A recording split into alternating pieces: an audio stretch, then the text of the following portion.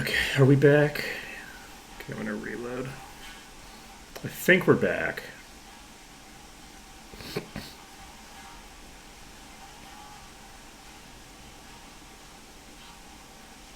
Are we not back?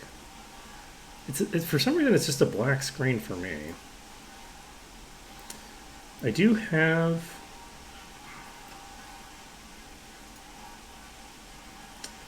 Did I? Whoa! Did I lose connection to chat for a second? I might have lost connection to chat for a second. All right, I'm gonna reload again. Oh well, I obviously I lost connection to chat. I reloaded the page. Interesting. I don't see. It just looks like a black screen to me on my mod view, even when I reload page. But we're back. That's so strange. I can't even use the Twitch site to know whether I am back and connected again or not. Uh, yeah, I was basically just saying that the holidays in Singapore are interesting because there's a lot of politics that goes into defining holidays, which most countries did. Well, not most countries, but a lot of old world countries did hundreds of years ago, right? And there's some new holidays or whatever, but a lot of the really, you know, the really difficult stuff, oh, okay, so how do we represent different religious groups in what are federally mandated, days of leave and rest are? Those kinds of questions, most countries are just working off of, what people decided a billion years ago. And they don't have to make those kinds of decisions in the modern day, right? So, and they should still make those decisions in the modern day. To be clear, those are questions that were not answered adequately by the people who made those decisions, and those should definitely be revisited. You get basically better results the later your country came into existence because you have less. What should we call it? There, but anyways. Singapore has kind of an interesting history because of the fact that you had this dominant group that was, white Anglicans, and then they got replaced as the dominant group by a pseudo dominance by the people that have the most population because it's a democracy now. So Chinese people have a very powerful voting bloc, right? And so they have a lot of power and influence that is somewhat disproportionate to the others. It fluctuates. It's complicated, right? Obviously, there's the whole history with Malaysia. One could argue that Malays had a disproportionate influence, in the formation of Singapore. I don't think that I would make that argument really because for a variety of different reasons, and I don't know why it is that you have basically two different groups of Chinese people back in the 50s, where it's you had an upper class of Chinese people, and then you had this impoverished lower class that made up the bulk of the Chinese population in the city-state.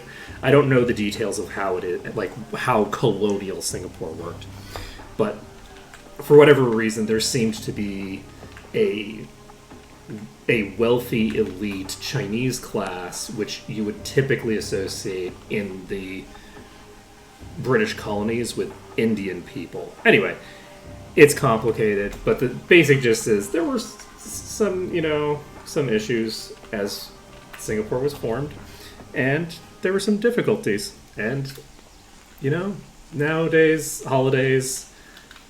Well, I think that even at the time of formation, holidays were kind of built around the idea of okay, you get one, you get one, you get one.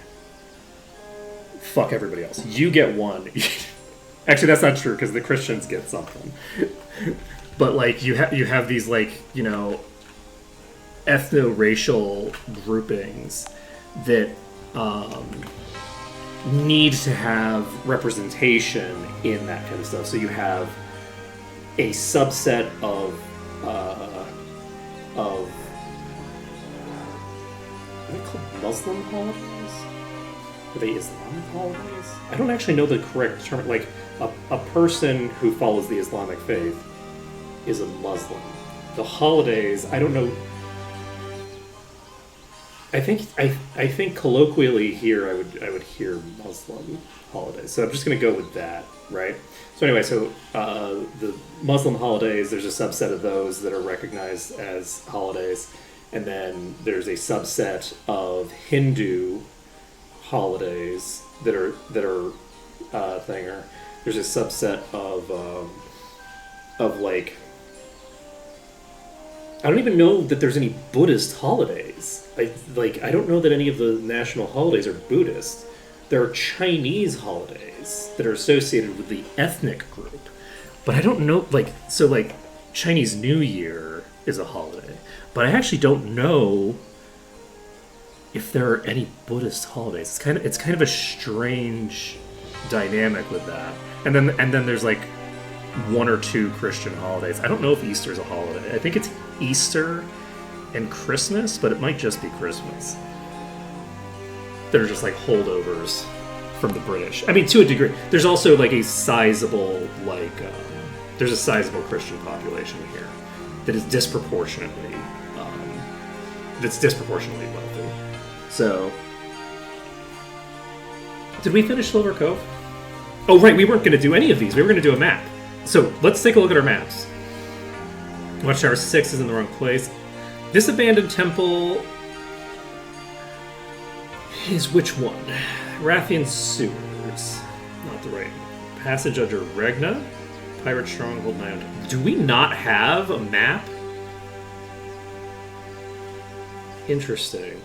This is a level 236 map anyway. I'm not going to be able to do this one. We could try it. Do you want to try it? So I think this is the wrong temple, so we're just going to make a save file here, and then we're going to just open this map and see if it takes us to the right place. Come on, it doesn't. Okay. So I believe that one of the patch notes indicated that for maps, the map will say Abandoned Temple to refer to the Might and Magic 8 temple, and it will say the Abandoned Temple if it's referring to the Might and Magic 6 temple. So, do I just not have a Might and Magic 6 map at all? Because this is 7, this is 7, this is 7, this is 8, this is 7, this is 8, this is also 8, and this is 7. We have a lot of maps for 7. And do we have any other maps on us? Are the map Minotaurs not going to do a map? I feel like we're not going to start off with a map, actually. Because we need to do something in 6. We don't have a Might and Magic 6 map. That's pretty funny. I can't do my lowest. Oh, right, the maps don't take on they don't bolster, right? So it doesn't matter.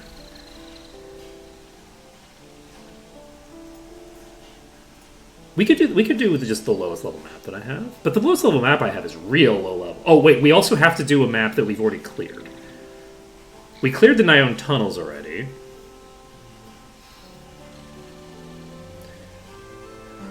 This is honestly kind of a pain in the ass to do because this is the one that has... This is the one that has a bunch of friendlies in it as well. I don't know that I want to do this map, if we're being honest.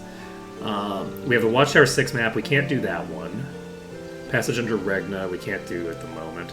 We could do the Abandoned Temple mechanically. That's a thing that we could jump into if we want. Rathian Sewers we can jump into if we want. Haunted Mansion we can do if we want. It would be kind of funny to not jump into our lowest level, but instead jump into our highest level map.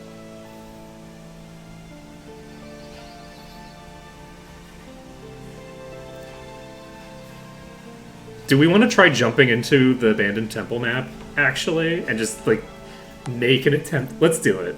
I want to try to do the abandoned temple, the level 236 abandoned temple. This will be funny. Looks like this one's all right. Okay. Oh, that was fast. That was very fast. Let's try this one more time. So, jumping down there, can I actually go in invis? Let's find out. I don't think I can. My presumption is that using the thing will make me visible. It doesn't. It doesn't make me visible. Interesting. Also, I perfectly nailed the jump that time. I'm very proud of myself. And then I failed the easy jump.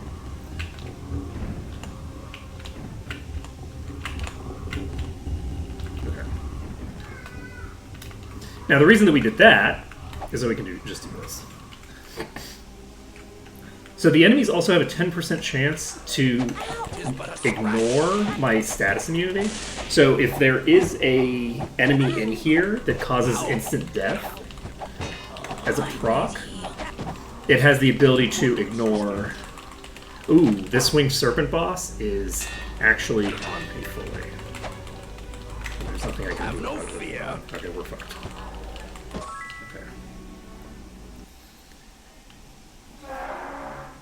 Hey, Sunny Zeb, how's it going?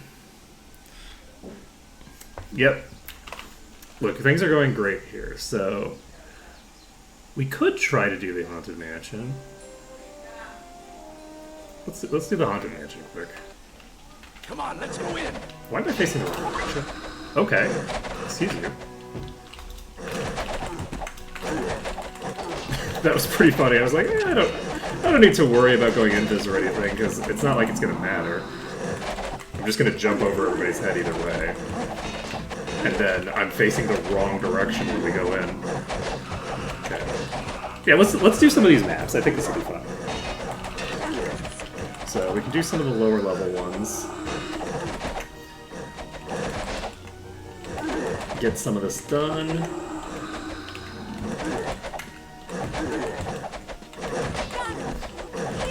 I'd like to, at some point, get Sortira's resources under control. We should probably get some resources for her. Who's hitting me? Are you above me? Are you hitting me through the roof? You sure are. Right. I remember you. Okay, we don't have the ability to save in here, I'm realizing. Which is fine.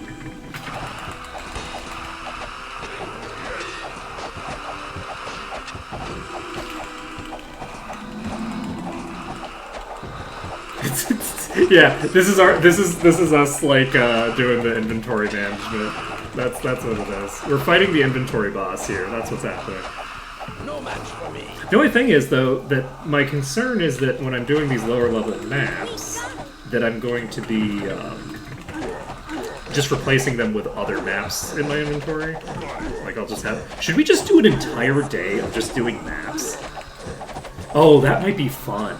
Should we just dick around in maps for a day? God, we shouldn't, though, because we really should get... we really should get Deja done so that we can get our monk promoted. Not promoted, but to get our monk to master. Oh, the chance of getting a map in a map is low. Oh, I thought that it was like at the end of a map you automatically got one when you finished. Oh, okay. So yeah, I can just do all the maps then. Okay. I thought that the chance of getting a map was 100% because the first map that I did, I just got the map. So yes, if you don't automatically get a map when you finish a map, then I should in fact. I don't want to focus on this actually. It's better to focus the enemies that are in front of the boss than to focus the boss itself. Because if you focus the enemies in front of the boss, you don't run into a situation where the boss is, what the fuck? Oh, is there a swapper? Oh god, there's a swapper in this pack. Okay, so we have two bosses in this pack, one of which is a swapper, one of which is a summoner. Not a good combination. because the swapper is going to like put me into the middle of the pack and move my cursor and everything around continuously. So single targeting a specific enemy gets a lot harder, which with a summoner is a problem. So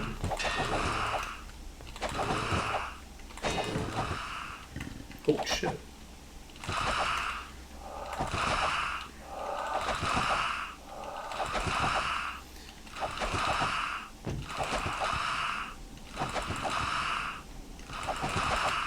It's so funny that we're not even getting in range to see the enemy. There it is. Need to be careful here, because if it hits me, I'm do shit. Okay, the summoner's there. We're unfortunately like splitting our damage up so much. Yes. One of them's down. The summoner's down. If I'm being honest, possibly never. The reason that Ulrin is down for so long at the moment is in part because of the fact that I don't have enough SP regen on Sortira to account for the ludicrously high cost of casting Shared Life on her. So, because of that, Ulrin is going to spend a lot of time unconscious compared to the other characters, because Ulrin's the only one who has the mana pool to actually consistently cast it. Whereas Sortira's maintaining a lot of different spells that are very important. I think that once we get access to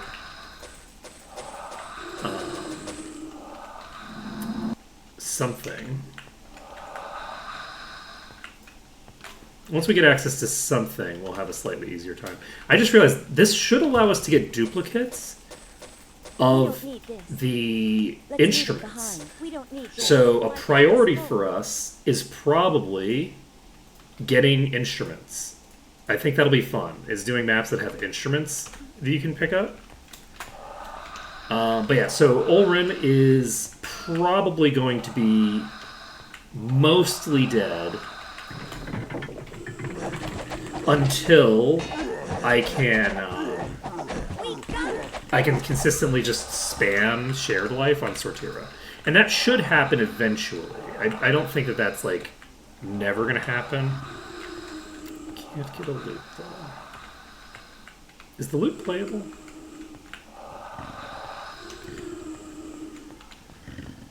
I'm not going to start looting these until I finish clearing, because I need to be able to save.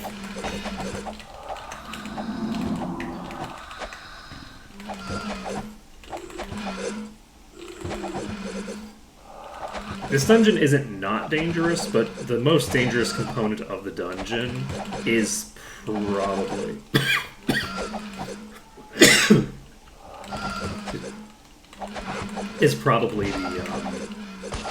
the capacity to crash if I am in my inventory. So.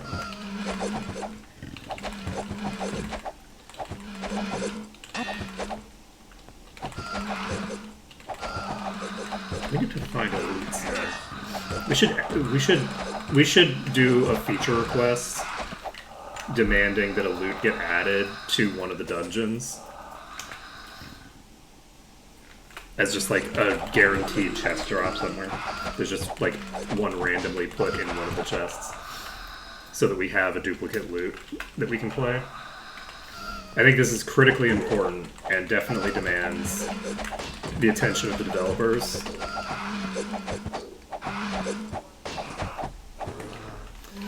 The game's just unplayable without it.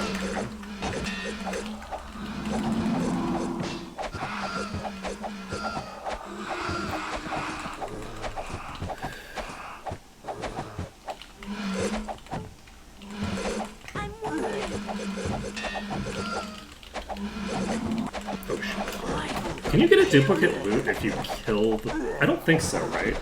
I'm pretty sure that the loot... There's only one copy of the loot, and if you do the... If you buy the loot, she doesn't drop it. Right? I'm pretty sure you can't get a duplicate loot by just dragging the fireflies. Fireflies? The dragonflies into the, into her. Not that I know this because as a child I regularly had the dragonflies come in and murder everyone in town or anything like that. That's definitely not a thing that I did regularly as a child.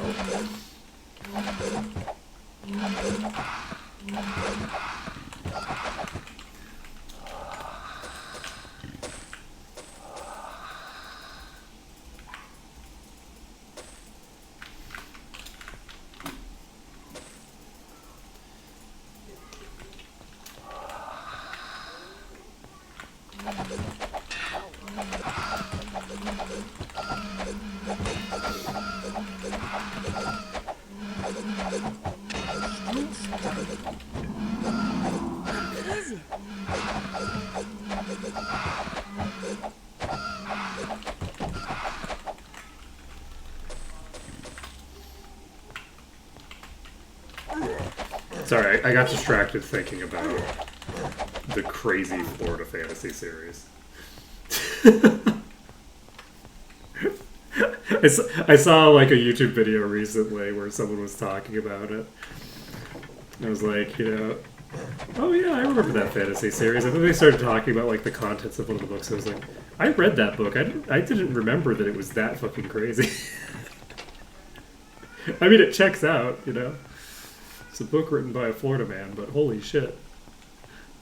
Holy shit. Is it the Xanth series? I think it's called Xanth.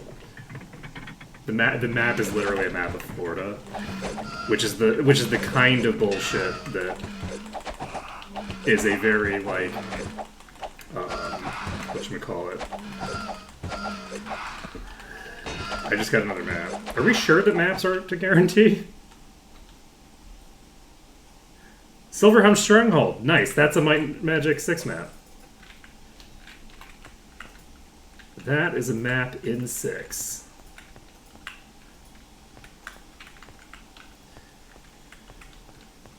Cool beans. I'll refer back to it later. Just give me a second. I want to loot up this place and get out of here before I start looking at things that are outside. But we do have the ability to save this under dungeon. We're in the green. Sulfur, Gone Blood, they're 43 power. I guess we might as well pick up some of this stuff. We've used a bunch of these resources, so... This is nice. We have another copy of the Ghost Ring. You know what? I forgot that the maps would allow me to get multiple copies of unique items. Let's leave it behind. Interesting. Let's leave it behind. That's...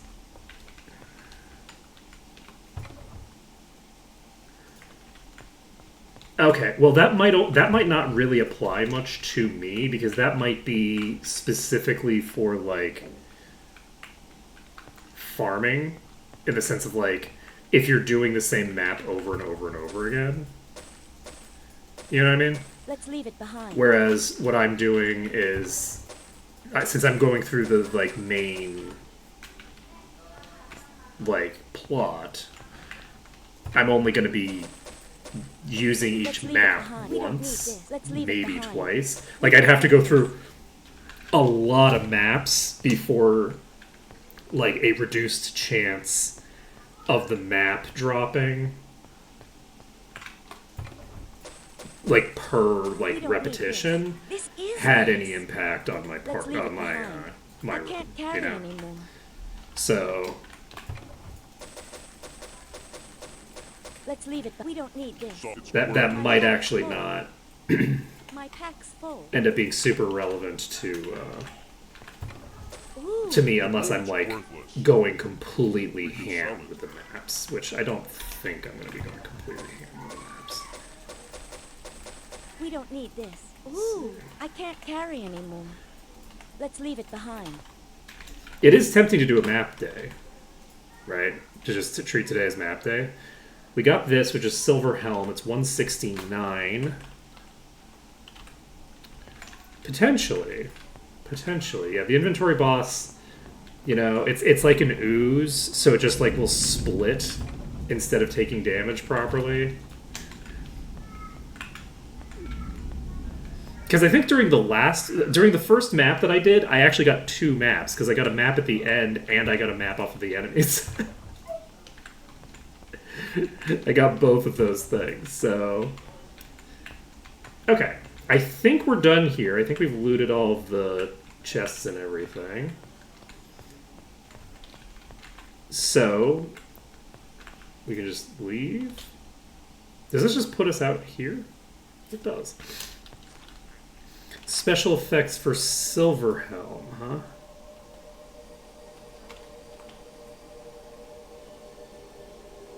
Leech reduced by 17%. Monsters reflect 8.1% of physical damage.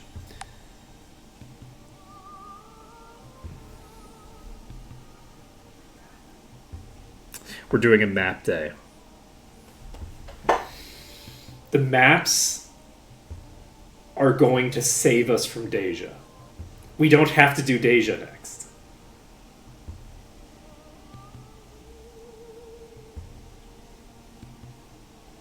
There are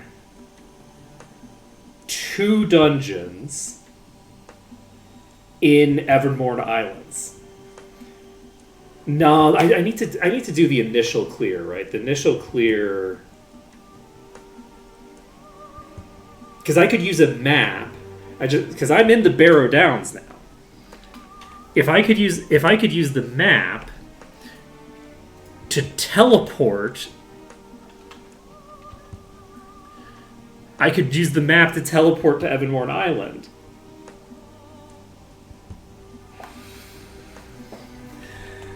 And skip the requirement for getting the quest.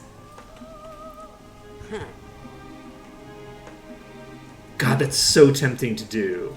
I don't want to do it because of the fact that I believe that if I do that, I lose like the initial spawn of the map, right? Like I'll lose the initial spawn, which doesn't really make a huge difference, but would be kind of sad. But in theory, I could use a map to do the Temple of the Moon, and then just walk out the door and go train.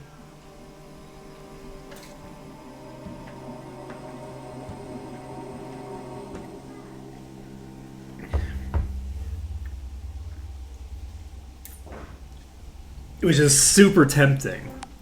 It's super tempting. I think we might actually want to try to do that. That would be fun. Alright, so Silverhelm has... Monsters reflect 8% of physical damage. That's not too crazy.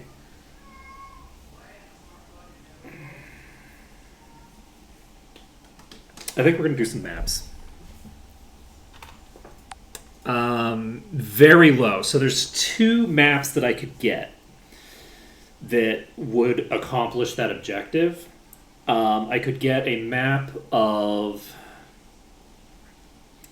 the Temple of the Moon or the Temple of the Sun. Those 2 maps are going to get me what I need. Any other map in the game is viable. I can get any other dungeon in the entire game, I think. So since I can get basically any dungeon in the game, I'm basically looking at 2 dungeons out of, what, like 300 or something? I don't know how many dungeon maps there are in the entire series. Quite a few. Let's do the Silverhelm Stronghold map. I think this will be fun. Let's go in. It's a little bit higher level. Oh, this is a different place than I thought I was.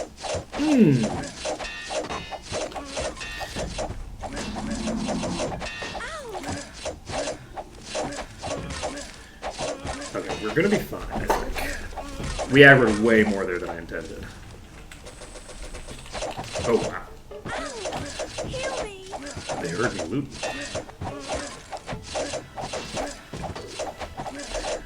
So yeah, let's just do it. We're gonna do a map day. I think it'll be fun. We're going to do a map day. It'll be fun. We're going to try to get a map of either the Temple of the Moon or the Temple of the Sun. It's my assumption that we're not going to find one, which is part of the reason why I'm happy to look for one. So...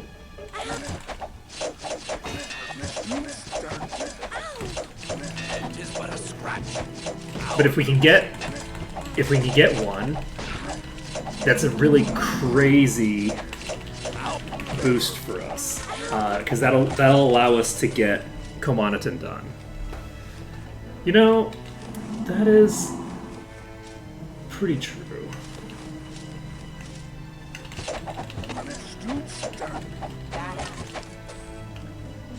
That is pretty true.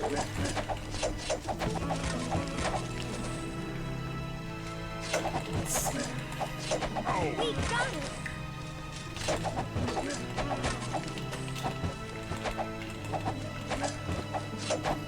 It's but a scratch.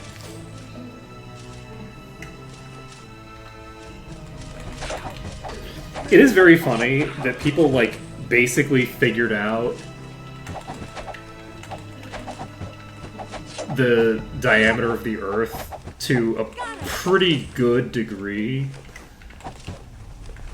like a couple thousand years before Columbus showed up, and then people were still like, you know, oh no, the Earth is actually really, the Earth is actually like, oh no, so I had forgotten the exact details on that. Okay, so the thing that's crazy about Columbus is that Columbus was nuts.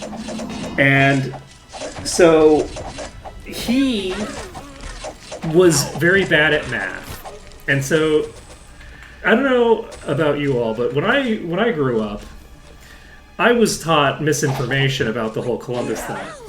I was taught that people thought the Earth was flat. And because people thought the Earth was flat, like, that's why people called Columbus crazy. That's not why people called Columbus crazy. Because, like, maybe, like, according to technical, like, you know, the, like, authority of the church or whatever, right? The religious authorities might tell you that the Earth is flat. But every sailor knew that the Earth was not, in fact, flat because none of their navigation techniques work with a flat planet, right? So, nobody thought that the Earth was flat. So... the reason that they said that Columbus was crazy is that Columbus thought he was going to get to India by boat. And they're like, there's no shot you're getting to India by boat. The planet's fucking huge. Because we measured the diameter of the planet like 2,000 years ago. Like, basic trigonometry tells us how big the planet is. And there's no fucking shot that you're getting to India with the amount of supplies you can put on this fucking boat, right? To which Columbus said, nah, the Earth's way smaller than that. It's actually, like, tiny, right? So, Columbus was the person who was basically the flat earther, right? Like, he was the one who was, like, going with this completely crazy interpretation of the size of the planet. Not the, like, authorities who were like, oh yeah, this is a crazy idea and will never work. They were actually correct that he was not going to get to India the way that he tried to go. It's like, oh yeah, this is not a viable strategy. Anyway, just a fun note about that. But so anyway, that element of history was not taught to me in school until like later. I don't even know if it ever got taught to me in school, if I'm being honest.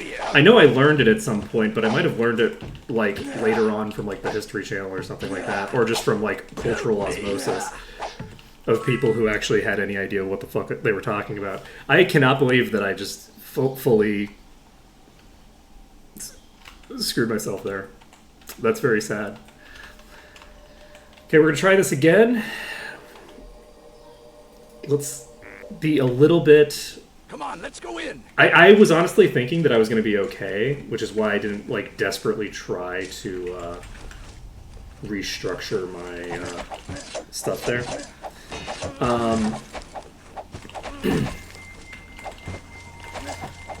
Anyway, point being,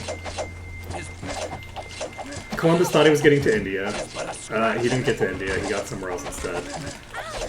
And then everyone pretended that he was a genius for finding the thing that he didn't think existed. Like, it's not like he was like, oh no, remember those records that, the Scandinavians have of, like, there being a landmass over here? I'm gonna go to that landmass that the Vikings found. No, nothing like that. Just like, oh yeah, I'm gonna go straight to India. It'll be fine. Planet's really small, you guys. It's super tiny.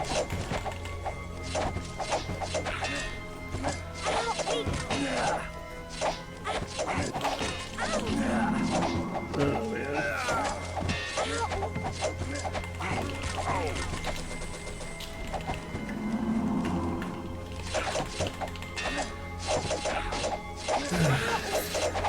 Hey, Drakatos.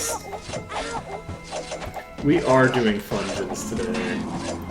We're trying to get ourselves a map to get ourselves to a particular part of the world.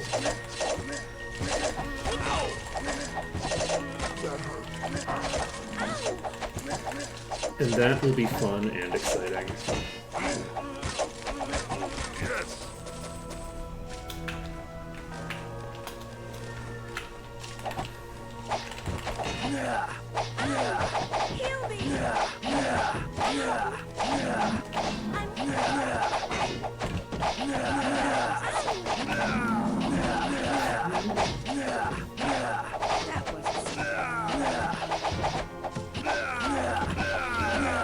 Congrats on that.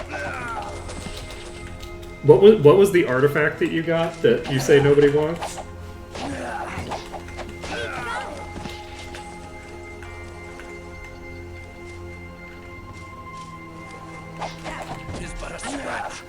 I can't believe we lost that fight. It's so sad. I actually had an opportunity to share life. Yeah. That's not a great one.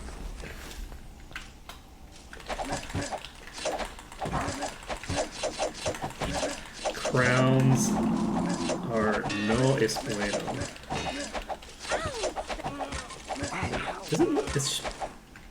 I actually don't know Spanish grammar at all. I don't know anything about Spanish grammar.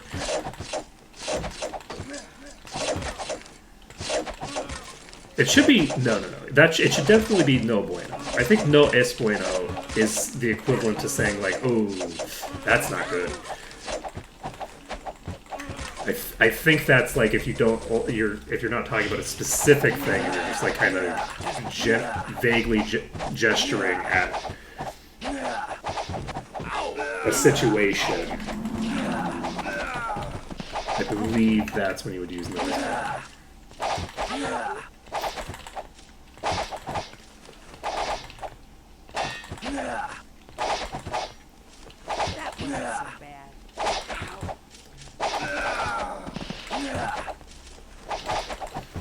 It's kind of wild that I'm a Floridian and I speak basically no Spanish. A bit wild.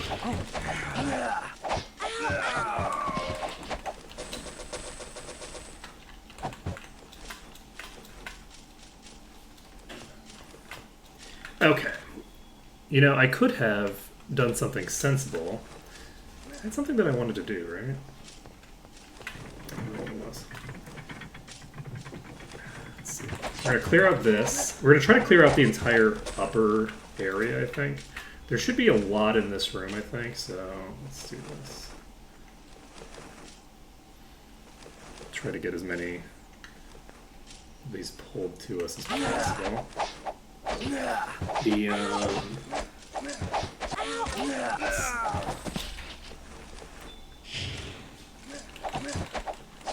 I need to finish shaving today. I started up the new Not Persona game over the weekend that I didn't know was coming out.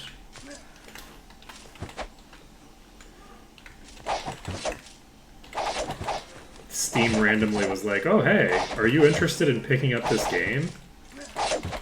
And I'm like, what the fuck is this? This doesn't look anything like anything. And then I saw the like a still image of the combat menu, and I'm like, wait, that's the Persona 5 combat menu. Like, this is clearly the Persona 5 engine. And I saw it was made by Atlas, and I was like, wait, what? There's a new Persona game?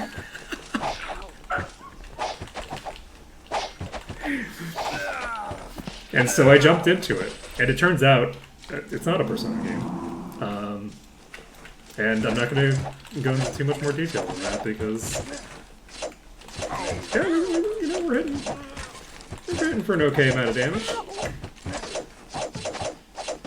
Cortal's going to start hitting way harder for a while because, not for a while, forever. But Cortal is going to start catching up in damage because we have the increased damage for enemies nearby on them. So with that legendary in play, it's very easy to get like somewhere between a 25 and 100% damage bonus. More than that is not as likely, and less than that is also not going to be that common, because there's often going to be at least 5 enemies around. Obviously, for the latter part of the fights, there's going to be fewer than that, but I think that was like 7 enemies, so that would already be like a 35% damage boost.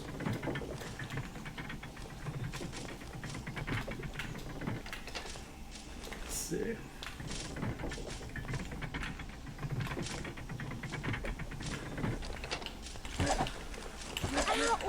So, should be able... Unless it's multiplicative. I don't think it's multiplicative. It's definitely not. I think I've looked and it's... You can see the modifier is additive.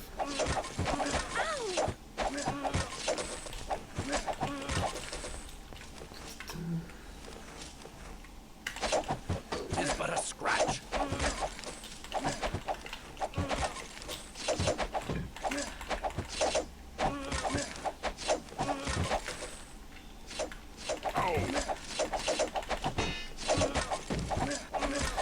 Okay. Got another control cube. And the barrels go to... Ooh, interesting. The barrels are all empty. We don't need this. So it looks like the barrels carry over.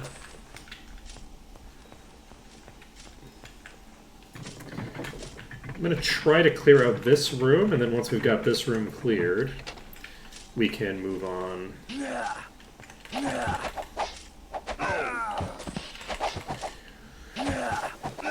But yeah, we have quite a lot of really important damage items in play. Unfortunately, we don't have probably one of the most important ones on Severia, which is that damage boost for enemies in the nearbys. That right there is a 96 power Philosopher's Stone. Oh, very nice. That's pretty awesome. That's a big deal.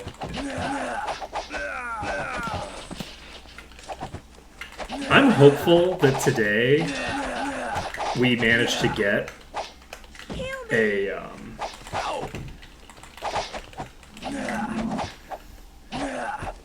we get a thinger.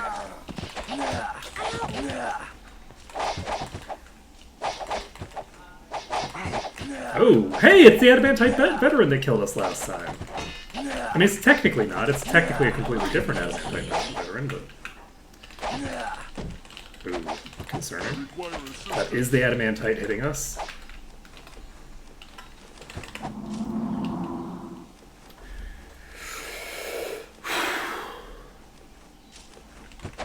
We're in a risky position here.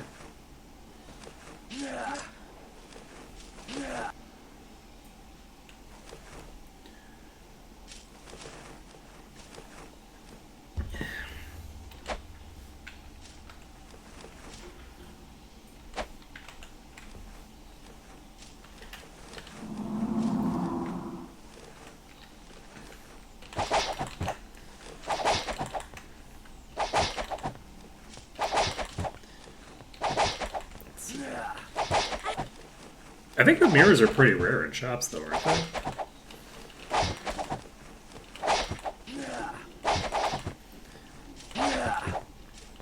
It kind of depends on if you're, like,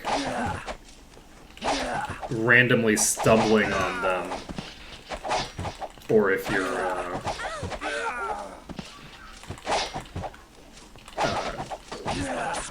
basically, like, reloading the shop interface each time to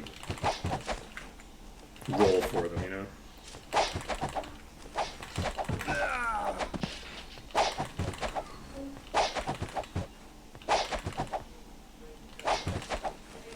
That wasn't so bad. This money is just going to keep going up for me, probably. I might allow myself to use this money. Let's see. I might end up using this money after we've, like, finished the game for tackling the post-game.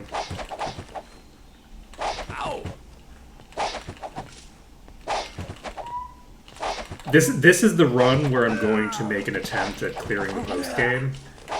I want to clear the entire arena if possible, and I don't know if it's possible. If it's possible or not, but that's my intention. I also... Is it called Endless Arena? Does it procedurally generate the later floor so there actually isn't a way to clear it? That actually might be possible. I need healing.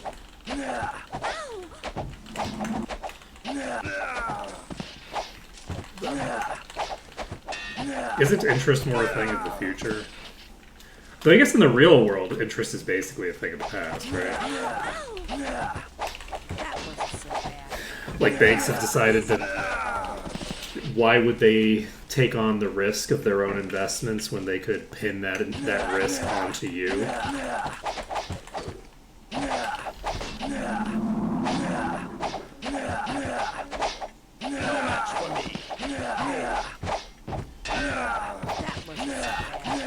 It's funny because we actually learned about compound interest in school, because when I got out of high school, compound interest was still a relevant thing in, like, savings accounts and things like that. But savings accounts basically had their interest rates dropped continuously for my entire adult life.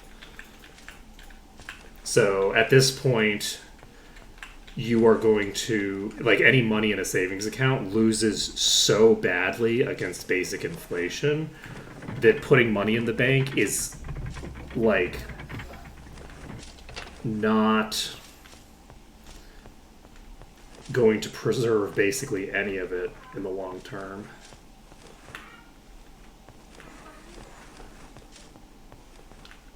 Let's see. 4.5%? I don't think... What bank is giving 4.5% interest on a savings account? I've never seen interest rates that high in... Like, holy shit.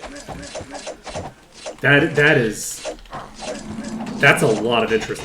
Typically, banks give, like, 0.1% interest on their savings account. They don't give 1%. 1% interest is a pipe dream.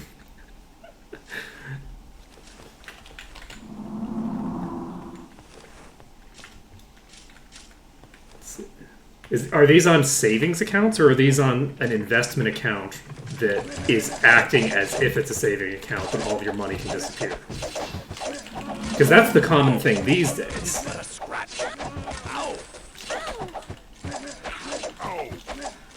So hybrid accounts, meaning that the money that you put into it is actually not secured. Yeah. Yeah. So the money that you could put in the bank can disappear. Yeah, that definitely sounds like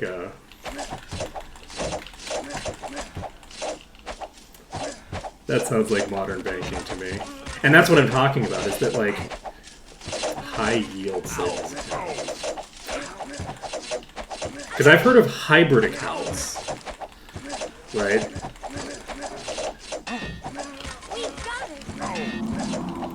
But I haven't seen any savings accounts in a long time that are actually savings accounts and not some sort of hybrid scheme that have anything like that. To be fair, I also live in Singapore, which is not exactly. But I'm pretty sure that the American accounts were no better. Like when I was looking at banks while I was in America, because I have to have banks on multiple continents. I don't think they were any better. Let's see.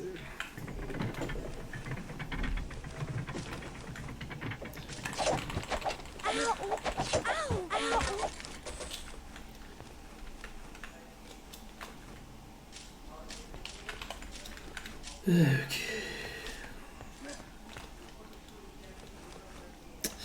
It's mostly lifesteal. So I have a couple characters that have. I have a couple characters with lifesteal weapons, but the vampiric weapons spell is now an aura that gives everybody half the value of the vampiric weapon effect. So, like, if you had a vampiric weapon, you'll get half that amount of leech on every character in the party. So that's the primary way that I'm sustaining, and I'm periodically tagging shared life. I have shared life on two characters. The Sortira, the Pink Lich, is the one who casts it well, and Olrin is the one on the end, and he's the one that casts it often.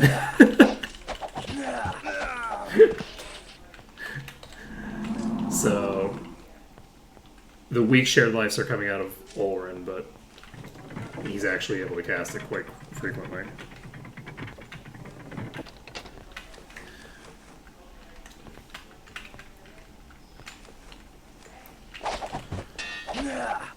So the two characters that have the most lifesteal, or have the most like sustain to them, not just necessarily the most lifesteal, but they have the most sustain, are Kortal, which is this character who's a Death Knight, and we have Komoniton here, who is a regenerating monk.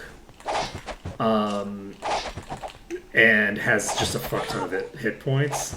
So my actual regen per second on this character is very high. So basically like pulling HP out of the passive regen of these two, as well as the active regen. Yeah, none of these characters are what they look like. So Komoniton is a monk. So the first Lich this is a monk. This is a paladin. This is a thief. This is a Death Knight, and this is a ranger. So the party build that we have is a mixture of different characters that I thought would be fun to play with. And I basically decided to use Ranger because I was curious to try it out, because I've never had a Ranger that was any good, and apparently they're not bad now, so I thought that might be a fun thing to experiment with. Let's see. A lot of it was actually chosen specifically for access to the buffs. So the monk was mostly because I was just curious about it, but I also thought it would be kind of fun. The paladin was actually to get me access to light Grand Mastery, but I actually don't think I need it. The light Grand Mastery, it turns out, I don't think is actually important because I'm actually not using those. So the purpose of me having each of these party members ties in more to like the thinger. I wanted to use the the ranger mostly because I could fit it into the build. And I wanted to see what a Minotaur Ranger looked like because it just seems reasonable to try that out.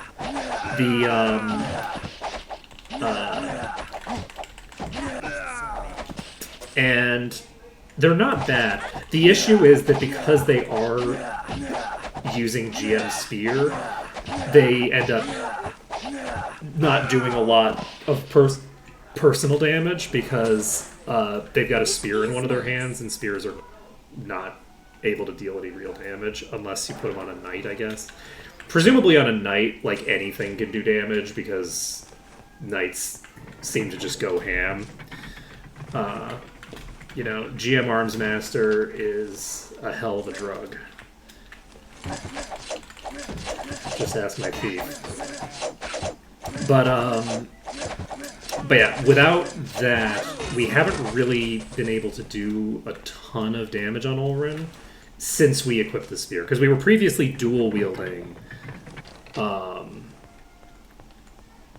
we were dual-wielding axes until we got up to GM Spear. And now that we've got GM Spear, Ulrin's damage is kind of just tanked to the ground, and they're just supplying the buff for the other two well, I guess for everybody, but predominantly for the two DPSers, which is Severia and Cornwall. So, whereas before, I think that Ulrin was like dealing somewhere around like 75% of the damage of the others, but now like Ulrin's just doing nothing basically. Let's see.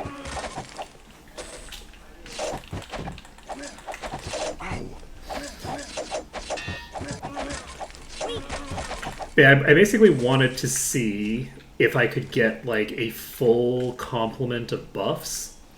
And so what we've got right now is each character is sort of specialized into a particular buff type. So Komanaton and Kortal are handling the body magic buffs together because Kortal gets access to regeneration. So Kortal's maintaining regeneration, but Komanaton is maintaining the body resist and the hammer hands. So we are basically having each character assigned to like 2, except for Komanaton who only has 1. We have Mind Magic as our secondary here, but I don't actually have any of the spells necessary to need to use it, so I basically just haven't bothered putting any points into this. Eventually, Mind Magic is going to catch up. Then we have Fire and Water that are being handled by Severia. We have Air and Earth being handled by Ulrin. And then we just have, like, Vampiric Weapon and, like, Regeneration and I guess Water Walking being handled by Kortal. But the party is designed to basically be like a pure melee party that has access to all the different buffs and can just sort of like maintain them all. And it's working pretty well. Things have been going reasonably smoothly, I think, overall. I think it's been a pretty good time.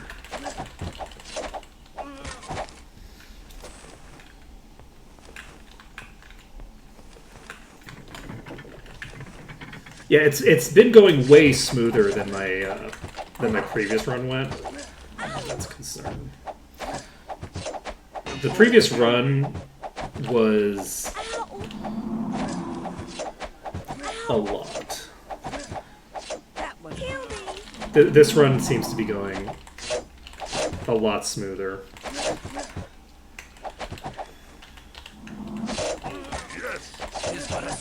I didn't really know what I was going to do in terms of the previous party's build, So I'm able to roll with the punches a lot better with this one as well, where when like a mechanic gets changed, this party is, I think, better able to adapt to that.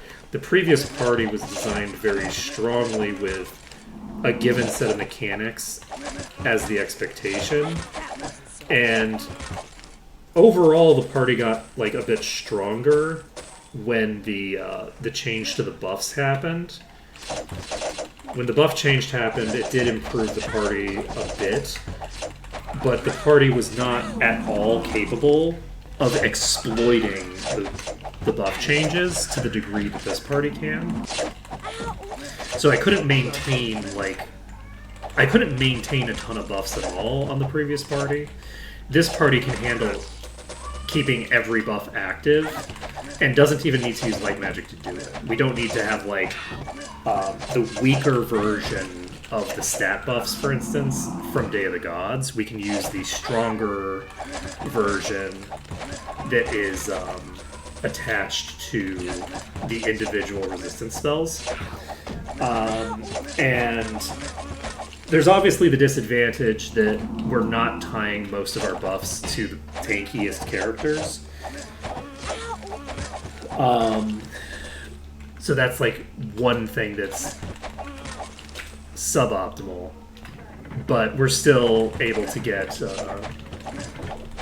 the most important buff is on Komoniton, and Komoniton is way harder to kill than our Seraph was. Our Seraph was way more squishy for the entire game than our Monk is at the moment, and our Monk doesn't even have Master Dodge yet, so we don't have Master Dodge or Master Unarmed.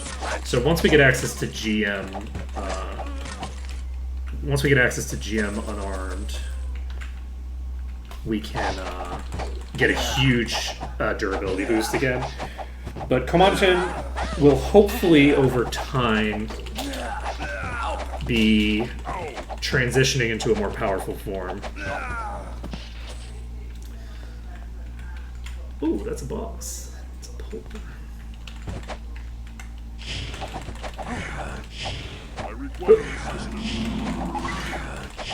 Tis but a scratch.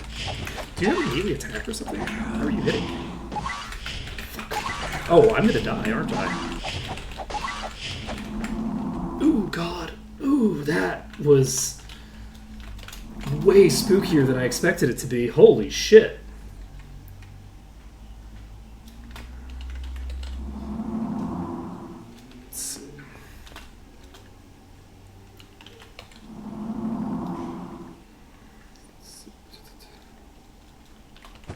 Yeah, I really love this series. So I can largely play these kinds of things indefinitely. I do think that the previous run, I don't know why I because I had to, right?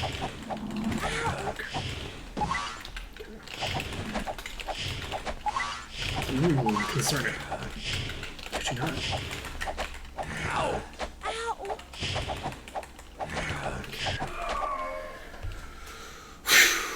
That was rougher than I needed to be. What's his name?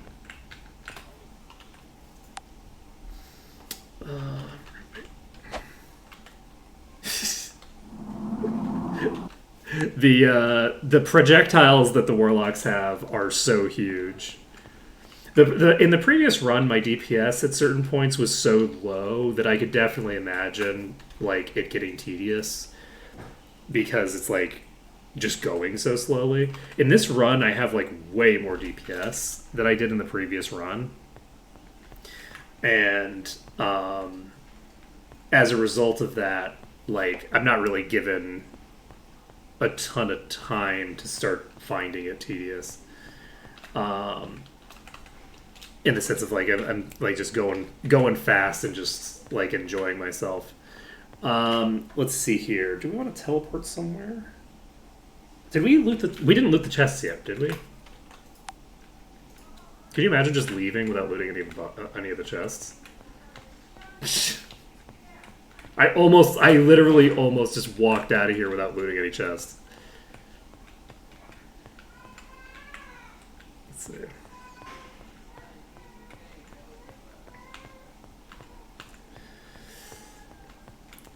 Gotcha, yeah. Like, I haven't tried to do any, like, caster runs yet. So, like, I'm very, like... because I always do, like, melee runs in this series. So, the wisp shenanigans is not a thing that I've had to deal with.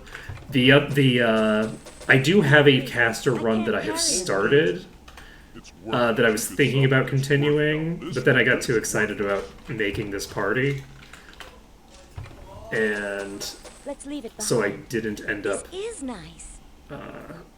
actually getting into the run very much. It's just like barely started. So Let's leave it behind. at some point I'll get back to that run.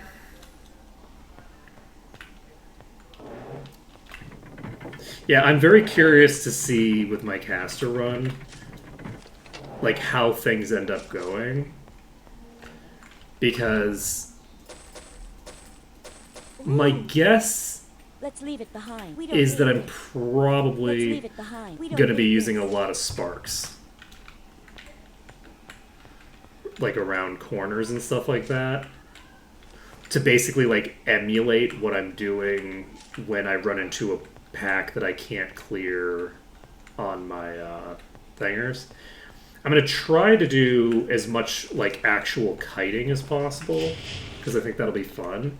But the enemies are faster, right? Like, the enemies are actually faster. I say that as we deal with the summoned enemies who are not, in fact, any faster. But because the enemies end up being faster than you by the end game, like, I don't know how effectively I'm going to be able to kite things. We'll just end up having to see. Oh, right, yeah, I'll actually have access to crowd control as well. I forgot about the crowd control spells completely.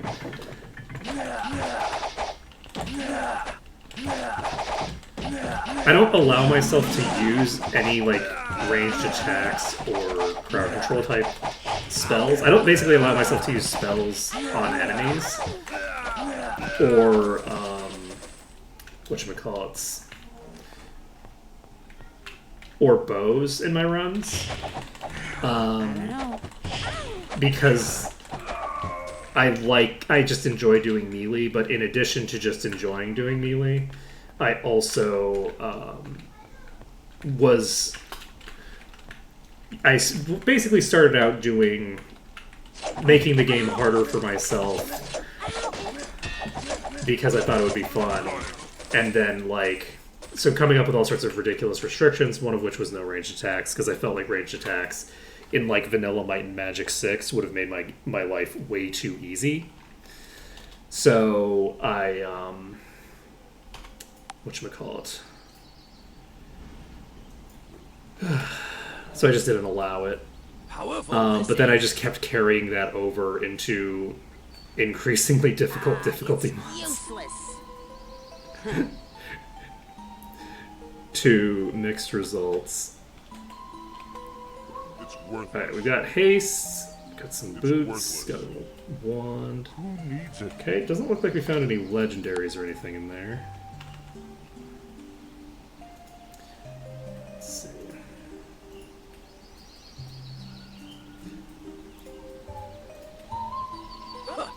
Okay.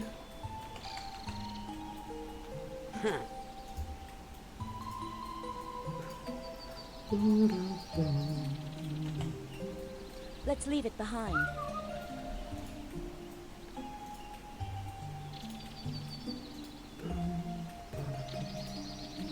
We could sell it. Hammer. Claymore. Anything else? Who needs Quite it? a lot of swords and things.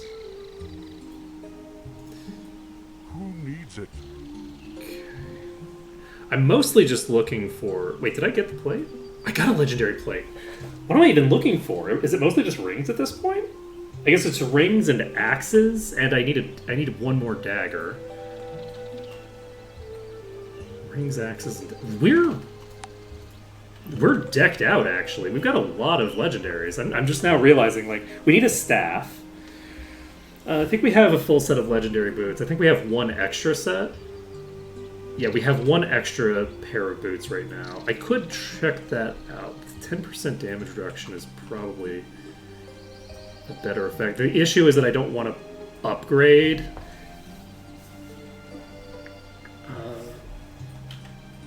Thinger. So let's find the map. Tunnels of Tunnels to Eofall. Level 200. Okay. That's fine. We can definitely handle that. Alright, so we have... What level are we? So we got 58.38 now. So we can jump into 7. Do we want to do maps until we have access to 7? And then just do 7? 21% chance to cast Fireball.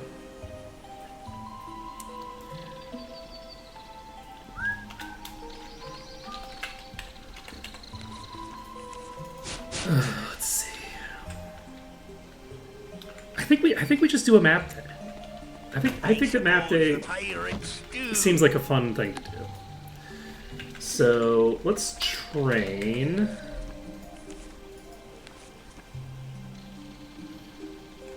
If we can.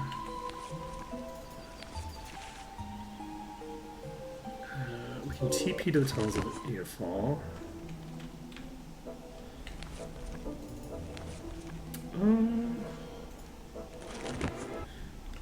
Fireball Behemoths.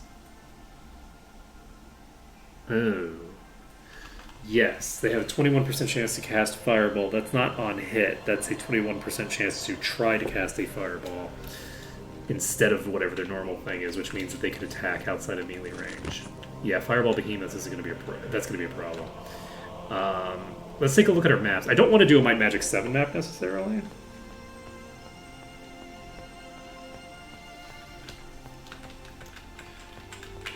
So give me a second. We have only one level to train, unfortunately. Training, brilliant, brilliant.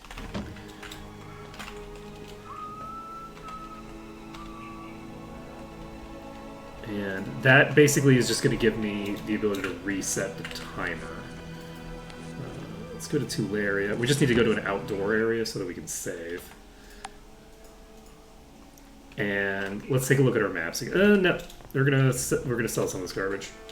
Let's do that first. We don't want to fill up our inventory and lose the battle with the inventory management boss.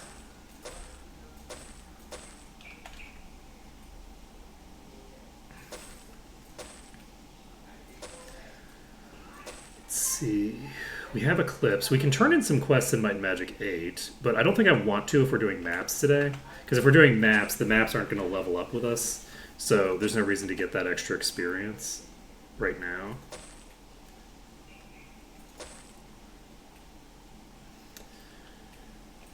Okay. It's been a pleasure.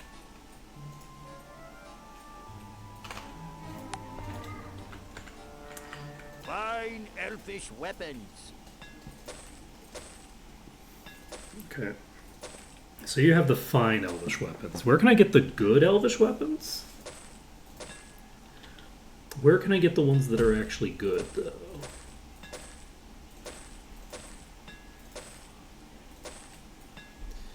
That's my question.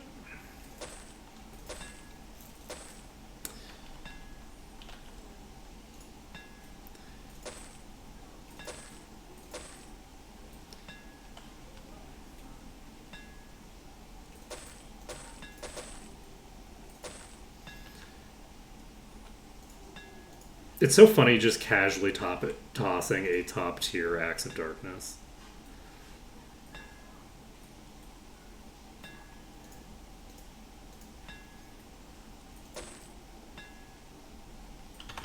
Thank you for your patronage. Come in. How may I help you? Thank you for your patronage. Okay.